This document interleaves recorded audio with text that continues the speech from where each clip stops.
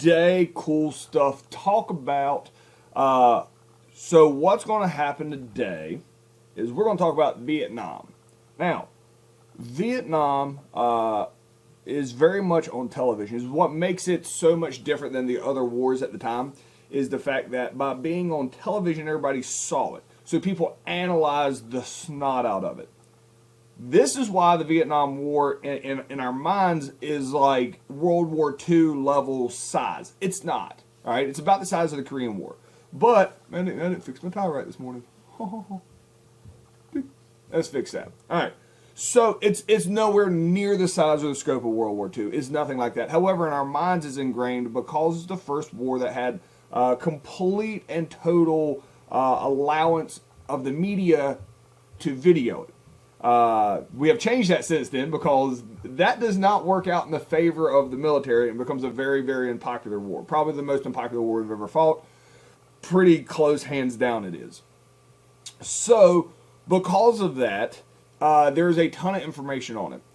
It really affected the American public, all right? So in order to explain how the American public absolutely drastically got like emotionally connected to this in a not so positive way, we got to talk about it in detail more so than we do some of the other wars. So even though it's not a massive war, it is. It is an absolute massive war. 58,000 Americans are going to die in it, all right?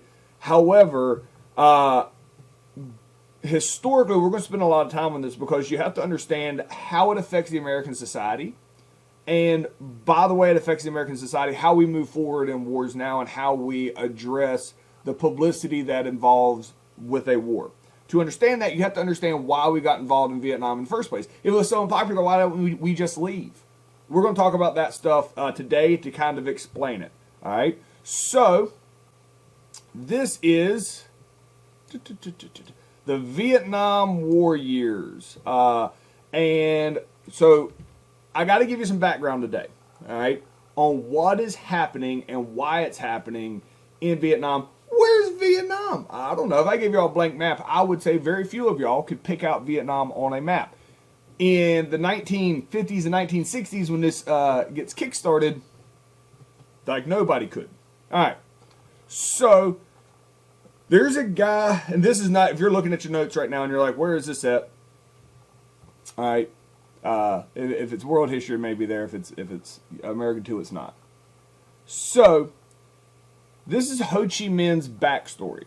And you're like, who? Exactly, Ho Chi Minh.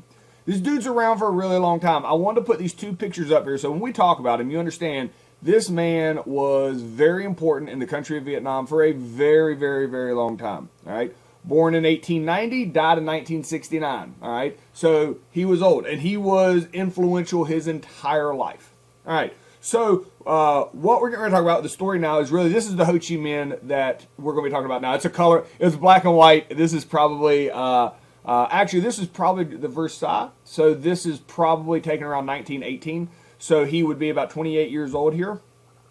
It's a black and white picture. They've colorized it, so they didn't have a color photography back then. But then when we start talking about the actual Vietnam War, this is more what he looks like. All right. So you got to understand what's happening in Vietnam and who Ho Chi Minh is. So Ho Chi Minh is the leader of Vietnam. Now, to clarify, all right, in Asian countries, the first name you say is your family name, what we would call our last name. All right. So a lot of people refer to Ho Chi Minh as Ho. Like, hey, what's up, Ho? All right. So get used to that when I show you video clips and stuff. They're like, why don't they just call him Minh? That's his first name. So everybody in his family would have the name Ho. Very, very common in Asia, especially in the Vietnam region. Around here, not as common. All right. So you got. Hopefully this pops up the way I wanted to. I was playing with this a little earlier. Be normal. Pop up. Because if I don't show you a map, it doesn't work well. I said, show me the map. Low adding. Alright. Get rid of this junk here. Boop. Alrighty, good. Look, that done did work good. Alright. Here's a map of the world.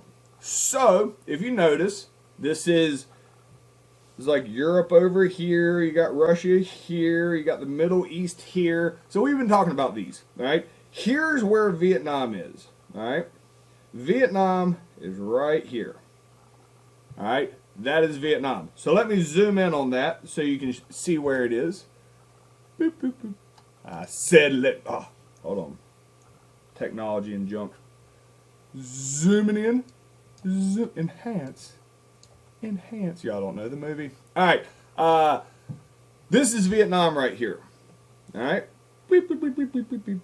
It's a long, skinny country like this. Now, what is weird about this, and I don't like how they do this, you may hear the term Indochina used sometimes. Indochina is talking about this region right here. It's kind of like how they call New England the northern states in America, the northeastern states in America. It's just a term for it. They call this Indochina. It's a collection of like Laos and Cambodia and Thailand and Vietnam. It's called Indochina. Why? I don't know. For our purposes, whenever you hear the word Indochina, what they really mean is Vietnam. All right? And they're talking about this Vietnam conflict that we're getting ready to get into for America. Let me give you the backstory of where all this happened, because it is cool. It is a very intricate story, and I think by explaining it this way, you will understand how America will get in a very, very tough position on how in the world are you going to win this. All right? Again, we are far away from that. All right, let me boop. All right, zooming out again. All right, so there is this country called France over here in blue. 1800s. France starts taking over stuff all over the world. France takes over Vietnam. It's one of the things they take over. Opposite side of the world. All right. France takes it over because Vietnam, I think it's coal. Vietnam has a bunch of coal. That's what France wants, so they take over Vietnam. Vietnam is a very, very, very poor country. It is a small farming community. They live in like grass huts. They grow rice and they fish. Look at all that coastline. They do a lot of fishing. Now, we have a tendency to look at that and be like, oh, look how poor those people are. That must be miserable. It's not. Everything they have, they wake up every morning, they go fish, they hang out with family, they work hard, they provide food, and then they do it again the next day. So how humans existed for millions of years and they weren't miserable. There are a lot of cultures who prefer that method of living. This is how Vietnam is. So while Europe rolls in here in the late 1800s with their big steel ships and their imperialism prior to World War I, and they can just take stuff over, they just look at this country as inferior because they're not as advanced, so we can just take them over. Almost immediately, when Vietnam gets taken over, they never really thought about it before, but they're like, hey, you know what?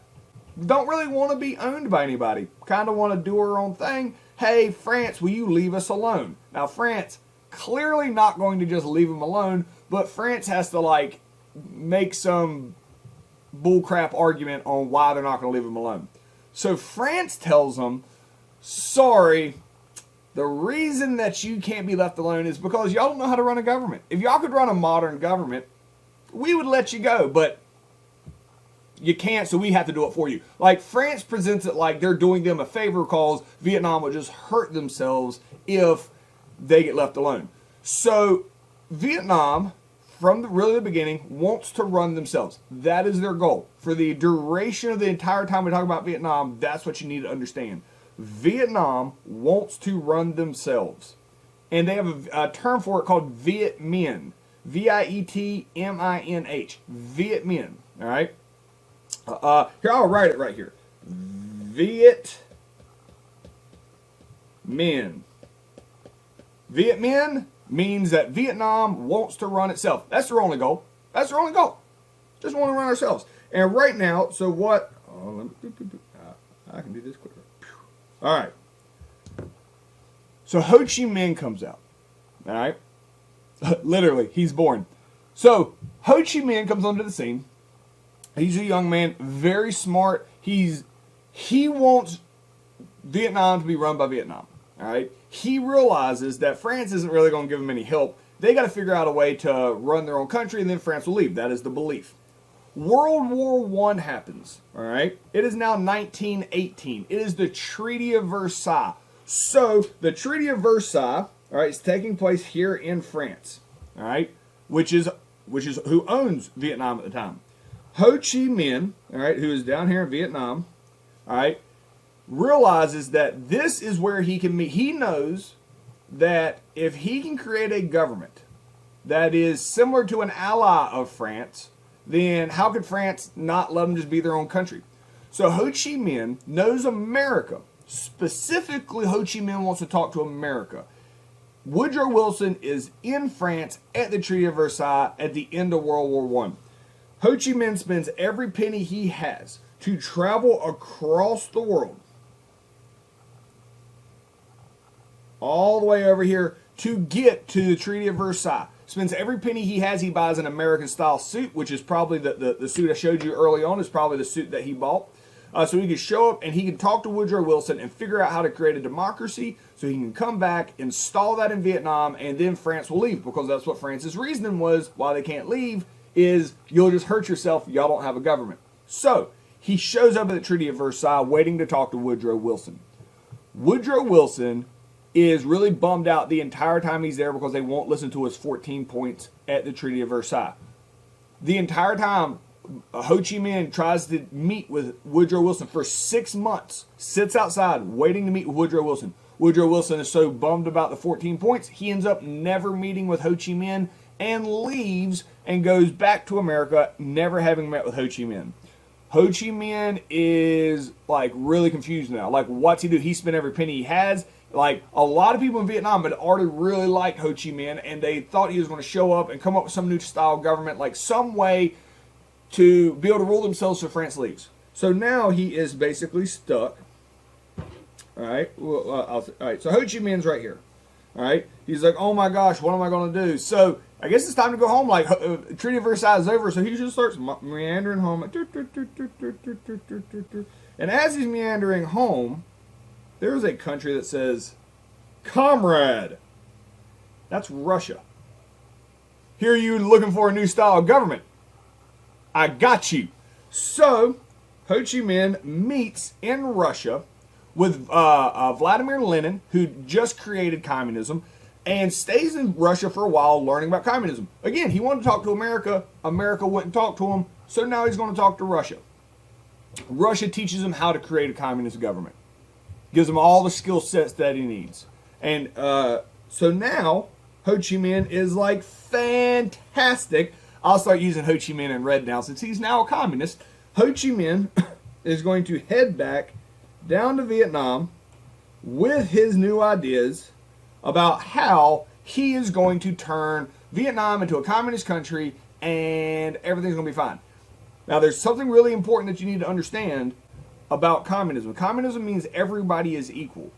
Countries like Vietnam that don't really value money the way like America does, communism is more effective. There's still shortcomings to communism, right? It is more effective in those style of countries where material possessions aren't a huge value already. All right, like communism in America would absolutely not work. In a country that doesn't really value material possessions the way Vietnam does, based on their economy and their infrastructure, communism isn't awful. It's not going to make you a world player, but it's better than a lot of alternatives, especially when you're being owned by somebody else that's treating you bad and taking advantage of you. So when Ho Chi Minh rolls back up, everybody's like, "Oh my gosh, Ho Chi Minh, you're so awesome!" Here, let me get. Boop. I want to zoom in here more. I said I'm going to zoom in here. All right, here we go. So he's back to Vietnam. All right, and again, Vietnam is this long, skinny country right here. All right. So Ho Chi Minh rolls in here to Vietnam. All right. When Ho Chi Minh shows back up here in Vietnam, what did I just put a dot? Boop. He just shows up in Vietnam. All right.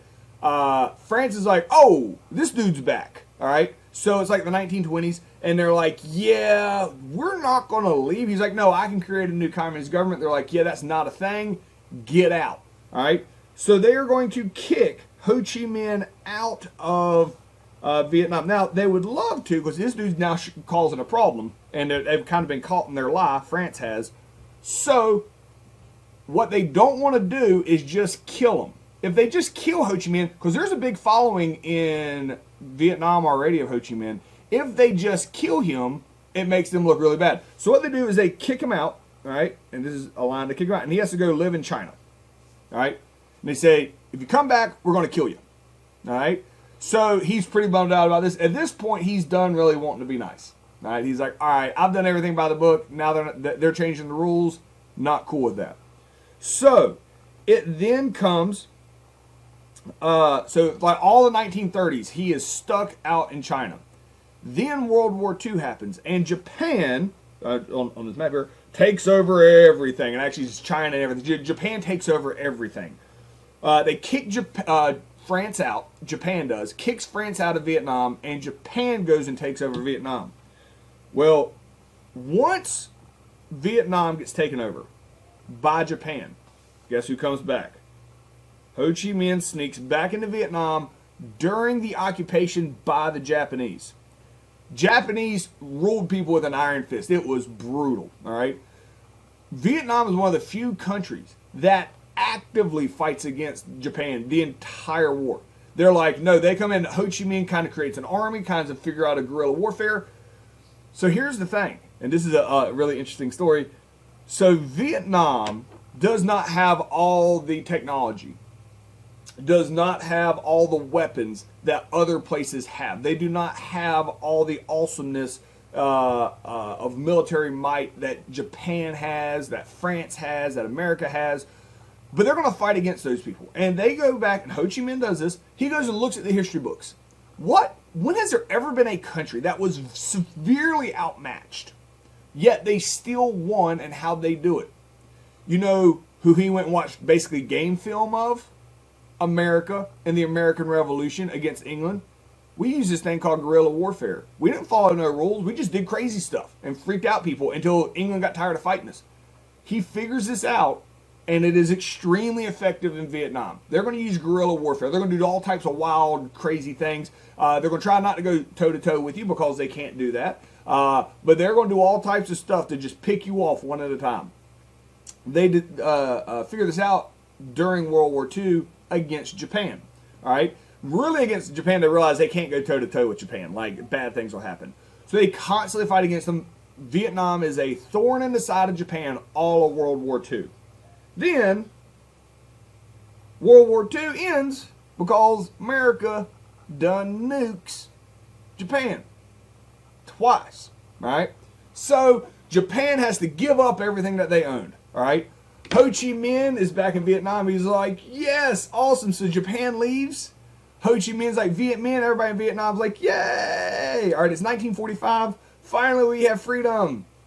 Nope. Because guess who comes rolling back in on their boats almost immediately? Put a little boat right here. Oh, that's not a good boat. Bad boat. Little boat comes sailing in from the side. That's France. France is going to come back in to take over Vietnam. Now, Ho Chi Minh, they've already like, you know, opened that Pringles can, or we're going to fight. When France comes back to a whole different Vietnam. So France owned Vietnam before World War II. Japan owns it during World War II. Afterward, here comes France. Vietnam's like, we just want Viet Minh. We just want to be ruled by ourselves. So when France comes back, they try to take over Vietnam again. It don't work well. It lasts like 9 years. 9 years of France trying to re-secure Vietnam, and Ho Chi Minh and his forces just will not. They're like, absolutely not. Hey, guess what? France is in a war. Guess who loses?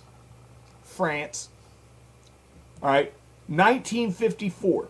So for 9 years, France has been trying to take back over Vietnam. They're like, we're done.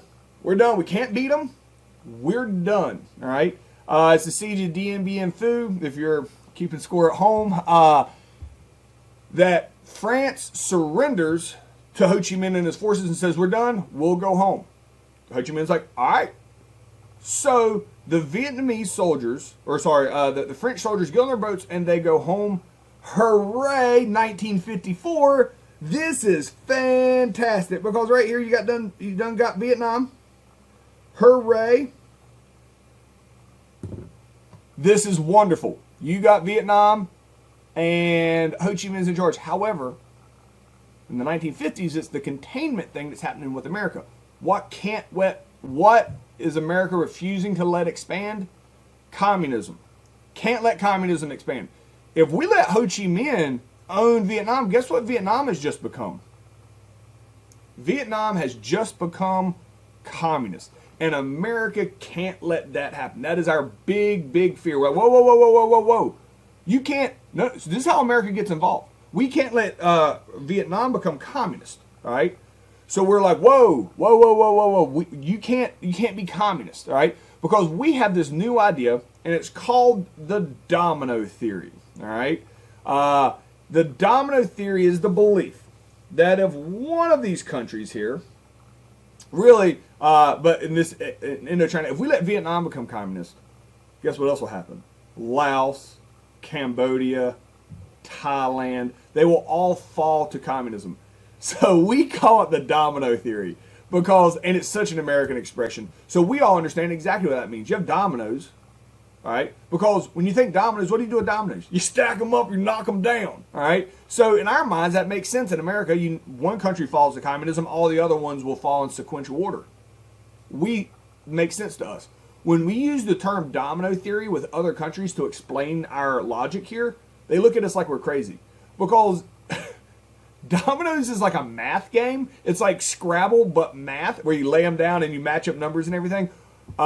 America, our version of dominoes is like, hey, let's see if we can like set it up and knock it down. So when we say domino theory, we're literally talking about knocking things down. Whereas other countries think about dominoes as like an advanced strategy math game.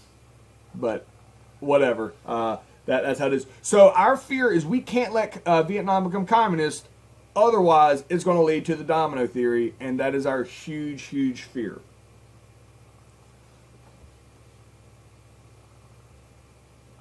All right. So, where we be? Where we be?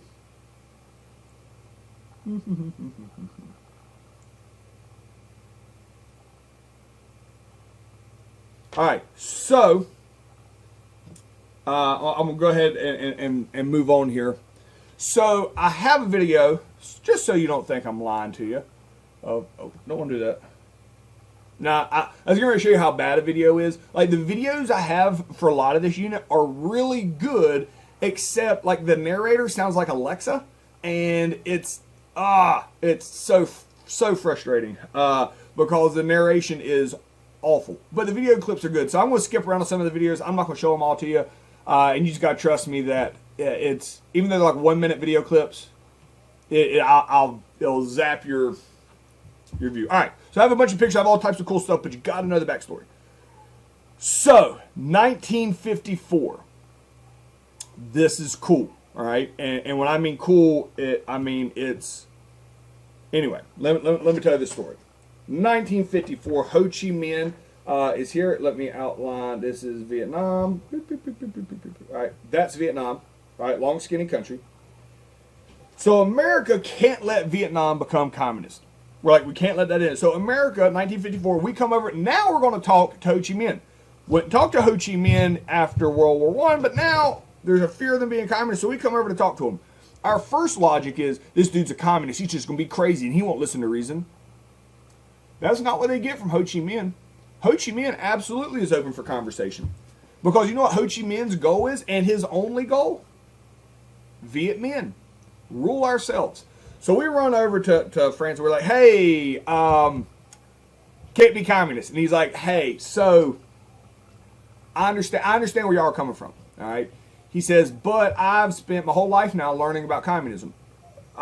If I'm in charge, I'm going to be communist. And then America's like, well, do you have to be in charge? Which is typically a weird question you would ask somebody, because all leaders are like, I must be the one in charge. Ho Chi Minh's like, nah, I don't have to be in charge.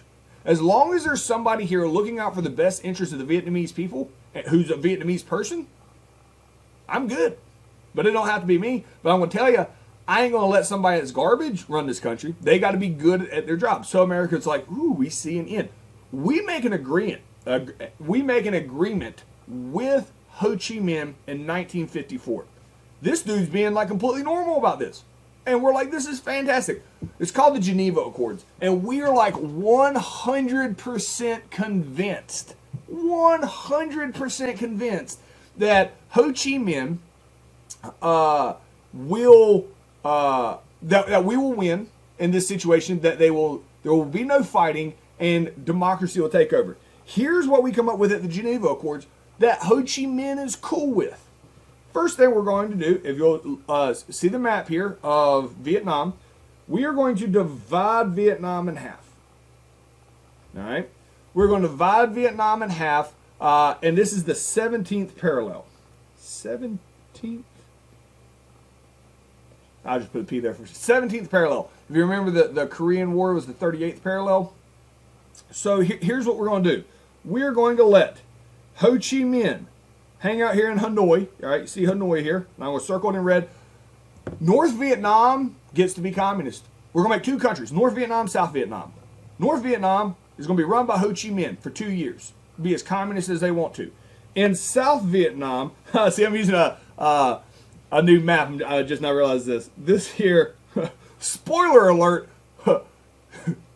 Anyway, so Ho Chi Minh City, which is what it's called today. So spoiler alert, who's going to end up winning this thing? Ho Chi Minh City is called Saigon at the time. All right, so Saigon is the capital of South Vietnam.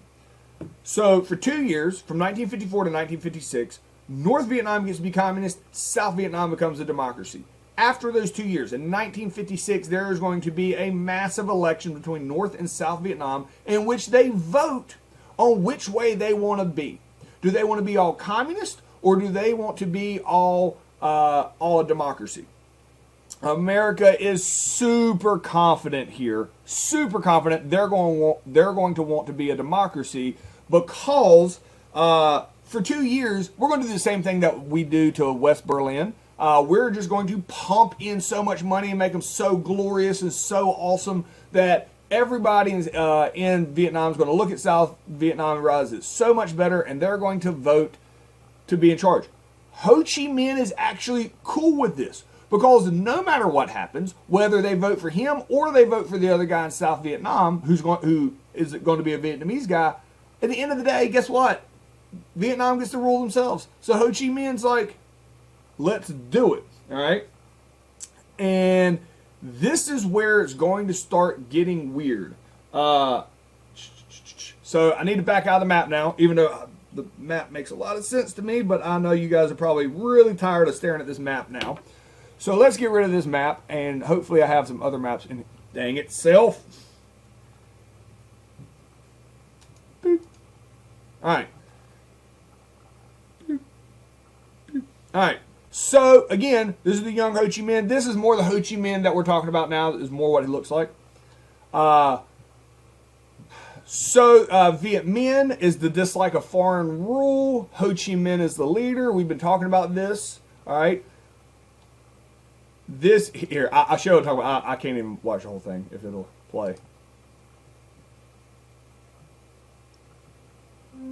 The Vietnam War was a devastating experience for the United States. More than 58,000 Americans... Yeah, I can't... I don't... Maybe it's me, the monotone voice over... And it's got good information, but I can't... I can't. So this is a picture of Ho Chi Minh. Again, this is more the Ho Chi Minh we're going to be talking about now. He's been in power for a really long time. Tons of support by his people. Big reason he has support by his people is because he's looking out for their best interest. Communism just makes sure everybody has enough. All right? Nobody gets extra. So in America, the American dream, dog eat dog, move up in society, communism doesn't work here. But in a country like Vietnam, where everybody's just trying to have enough to survive, to move on, communism does typically work better in those societies. All right, so America was afraid of the Domino Theory, and where one country falls and the other ones do. You have the Geneva Accords, which is... Again, all this stuff has been discussed. All right, so another map of Vietnam I've been showing you. All right, so here's where we're catching up at.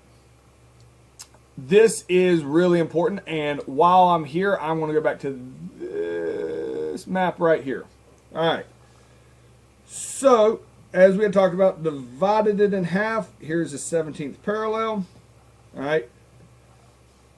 Blue here, all right. It's funny that even this map, it still says Ho Chi Minh. It's Saigon at the time. Here's where blue is. And then Ho Chi Minh is up here in Hanoi.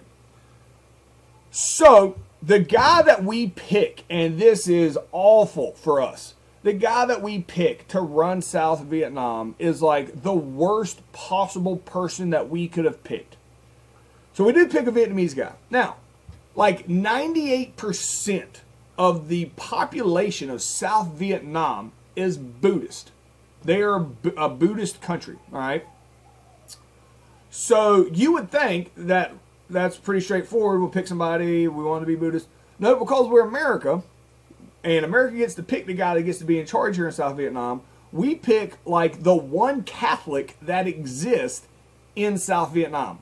So the guy that we pick, all right, is a guy named No Dien Diem. His first name is spelled Ngo, but it's pronounced No. His name is No Dien Diem. All right. Our motto in America is sink or swim with No Dien Diem. All right. This is our man. He comes in, loves democracy. He's Catholic. He's Christian. Everything's great. We're like, cool. Go be in charge. We're going to give you like $1 gazillion. Make the country awesome. All right. So you put him in charge. Give him a bunch of money. Oh, he's awful. So takes all his money and builds himself like a big gold palace, all right? And like everybody starts starving to death in South Vietnam.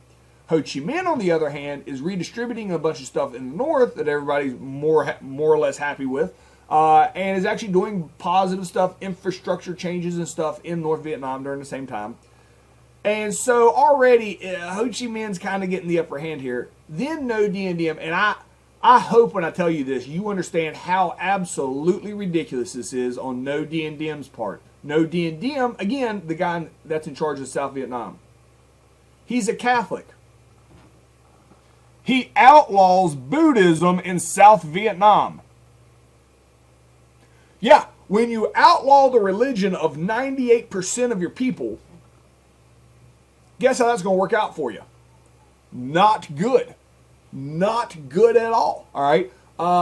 So this is awful. Like, this is absolutely insane that this happened. So when he outlaws Buddhism, all right, everybody hates him. They're like, when's it 1956? When can we vote this guy out? America's caught off guard. We're like, what? Wait, what? Oh, so we don't get involved right here because we're like, let's see how this plays out first. So it plays out about the worst possible way that it could play out. All right. So I want to once again make a little circle here. All right. This is Hanoi. This is Saigon at the time. 1956 shows up. No Dien Diem, the Democratic guy in the South, cancels the elections. It's like, nah, we don't need no elections. We're just cool with this. North Vietnam will stay communist. South Vietnam will stay democracy. And we will just go like this forever. Ho Chi Minh's like, nah, we ain't. Absolutely not. So, Ho Chi Minh tries the open talks like, well, you can't cancel an election. Absolutely not. It takes all year, and then No Dien Diem just refuses to contact him anymore. It's like, we're good with this. America, we're just like baffled, like in the corner, like, what? Like what has happened? So, in 1957, a year after this election was supposed to happen, and it doesn't because the democracy guy cancels it. Now, keep in mind, the people in South Vietnam, guess who they want to vote for? Ho Chi Minh. Ho Chi Minh's a better leader, all right? Ho Chi Minh knows that. The vast majority of people in Vietnam want to be united again into one Vietnam with Ho Chi Minh as their leader. Ho Chi Minh is going to try to liberate his people from the democracy in the South. That is not a good government. Now, can I zoom in on this without? No, okay. Can I? Is that? It doesn't zoom in for you guys up there. All right. So sorry. I wish I had a bigger map here, but without having to waste more time, Ho Chi Minh is going to attack South Vietnam to kick out the democracy and make it communist. The way he does it, he is not going to come through this border right here. That tiny itty bitty little border is well fortified. That's dumb. Now, Laos, Cambodia, Thailand, all the countries next to North Vietnam support North Vietnam because they're Buddhist too. Can't believe this dude outlawed Buddhism. So what happens is Ho Chi Minh has an advantage the entire from here on, and it's called the Ho Chi Minh Trail. It is literally a path that goes through Laos and Cambodia, and it can circle all the way down next to Vietnam, and he can attack Vietnam at any point that South Vietnam, any point that he wants to. All right, and Laos and Cambodia allow him to do this because they support him over South Vietnam. So he is constantly starting to attack South Vietnam because they won't let him take over. You now have a communist country invading a democracy. That's the dinner bell for America. Guess who's going to come over here and protect South Vietnam from the evil communists? America. Now,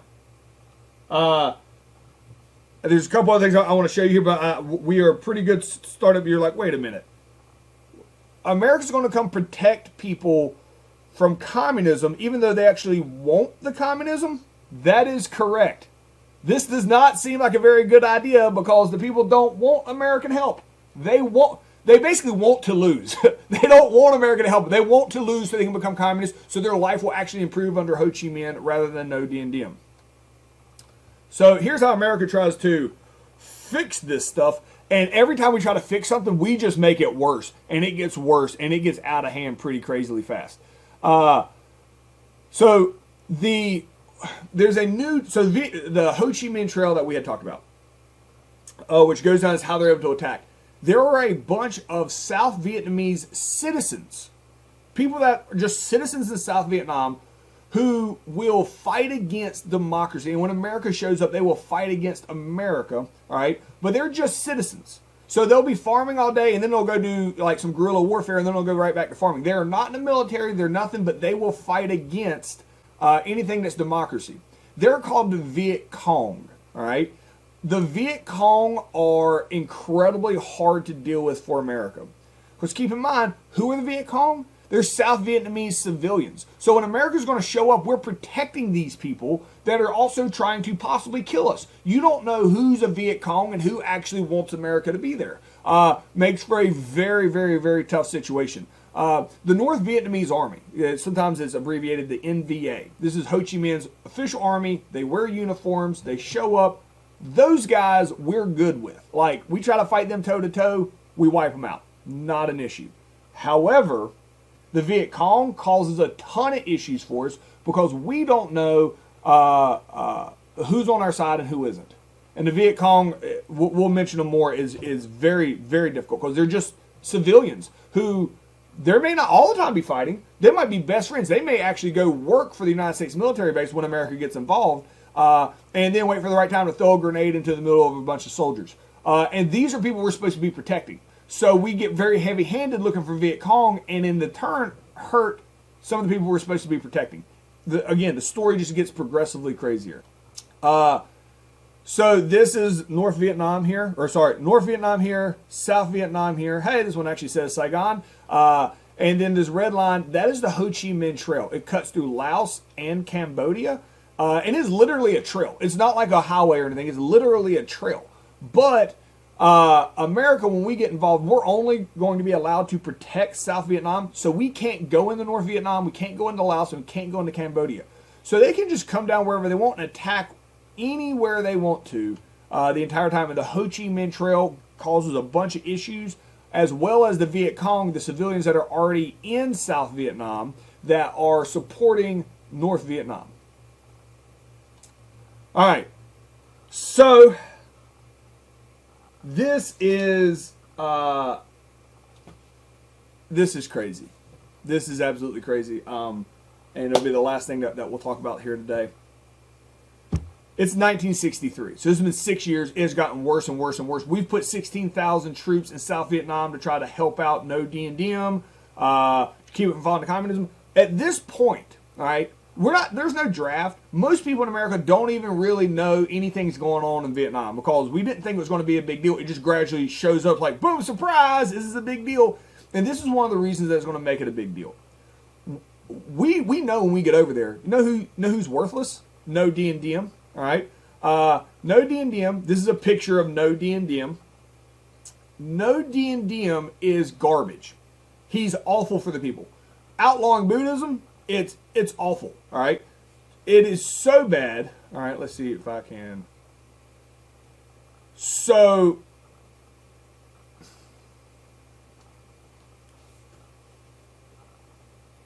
this is a pretty awful picture right here. All right, this is a Buddhist monk who has set himself on fire. All right, on the videos at times. So this is done on purpose. It is a committing suicide for a political protest. Absolutely baffling. All right, so you see this picture. I'm not going to leave it up on the screen. I'm going to go back because it's crazy. I'll go back to No Dien Diem. Here's why that Buddhist monk set himself on fire. It is out of protest of No Dien Diem. Buddhist monk will walk into the middle of Saigon, the biggest city street they can find. They cover themselves with a gallon of gasoline and set themselves on fire. They sit there perfectly motionless. They don't make a sound as they burn to death. You know why they do that? They do that to protest No Dien Diem. Now, America, we want to protest. We walk around with flags and stuff like, hell no, we won't go. Like let's show them. When Buddhists protest, they burn themselves to death. All right? That's an effective protest because the whole world saw that. When Buddhist monks start burning themselves to death in protest of their leader, America's like, yeah, I'm pretty sure the people don't like us because America supports No Dien Diem. So we're going to remove No Dien Diem from power because we're like, no possible way somebody could be worse than No Dien Diem. So how do we remove No Dien Diem? Do we like just vote him out or something? We shoot him in the face with a sniper rifle. That's right. We assassinate him. Honestly, I don't know if we shot him with a sniper rifle or not. I just know we assassinated him. We did. The CIA. Like, this is how like foolproof America has gotten at the time. How full. Not only did we assassinate him, we just told everybody we did. Like, yeah, we did it. Like, we don't even try to hide it. Like, we are so full of ourselves that we can just do whatever we want, regardless if it's right or not. So we assassinate No Dien Diem because we're like, no possible way anybody could be worse than No Dien Diem. So after we assassinate No Dien Diem, all right, the people in South Vietnam are not upset over it. They're like, good, glad that happened. And we're like, all right, South Vietnam, who do you want to be your new leader? We're going to help you guys. We're going to let y'all have whoever y'all want now, all right? We're not going to get involved. So y'all just tell us who y'all want to be your leader, and we'll take care of it. Who you want? And South Vietnam's like, we would like Ho Chi Minh to be our leader, and we would like to be communists. And we're like, no, seriously, like anybody. And they're like, no, we want Ho Chi Minh. And we're like, yeah, we can't let that happen. They're like, well, we don't want anybody else. Nobody in South Vietnam will take over No Dien Diem's position because they all want Ho Chi Minh to rule them and to be communist. When this happens, America's like, uh-oh, Ho Chi Minh's eyes get real big. He is going to start really attacking and trying to take over South Vietnam so that he can control that country. This is when America's like, we got to go get involved and stop this from happening. We cannot let them become communists. And so we're going to pick up after this talking very heavily about the American involvement to prevent South Vietnam from becoming communist. All right, that's as far as we're going to get today. See you guys tomorrow.